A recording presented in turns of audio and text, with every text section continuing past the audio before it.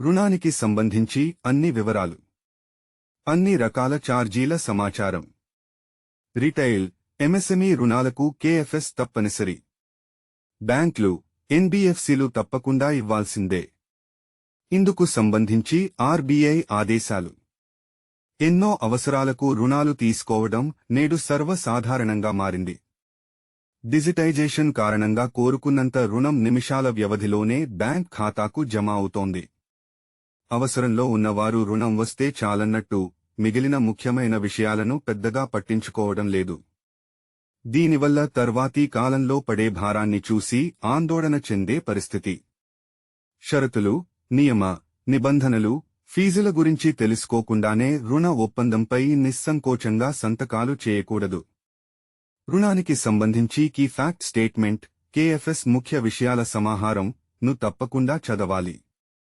దాన్ని అర్థం చేసుకున్న తర్వాతే బ్యాంక్ లేదా ఎన్బిఎఫ్సితో అంగీకారానికి రావాలి.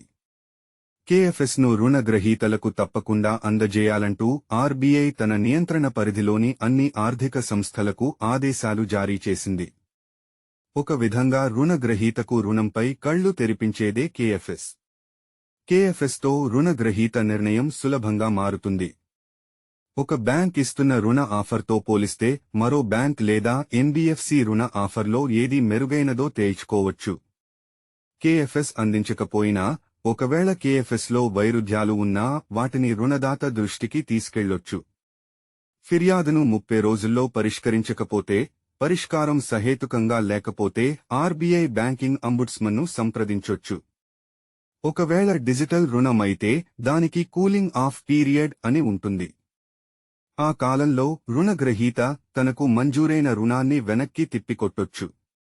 దీనికి ఎలాంటి పెనాల్టీలు పడవని గార్గ్ వివరించారు.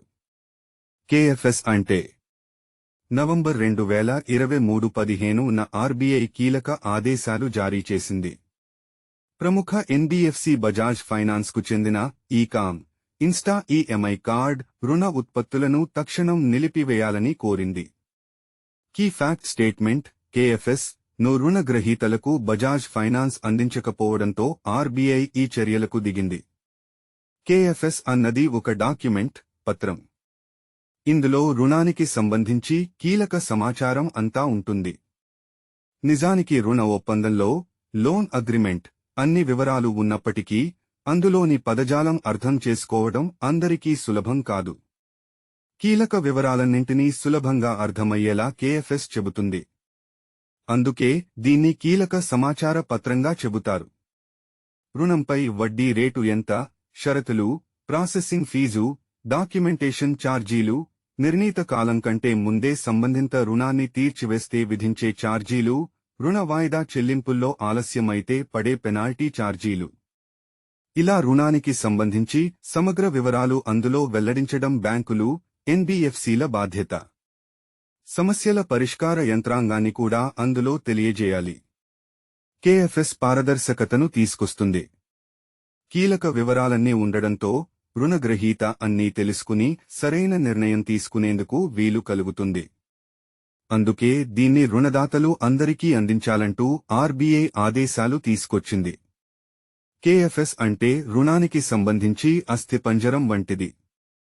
రుణం తీసుకునే వ్యక్తి అన్ని కీళ్లను తెలుసుకోవాలి, వంపులు, కదలికలను తెలుసుకోవాలని Singhania and co partner Rajiv Sharma వివరించారు. డిజిటల్ రుణాలకు సంబంధించి కేఎఫ్ఎస్ మరింత కీలకం.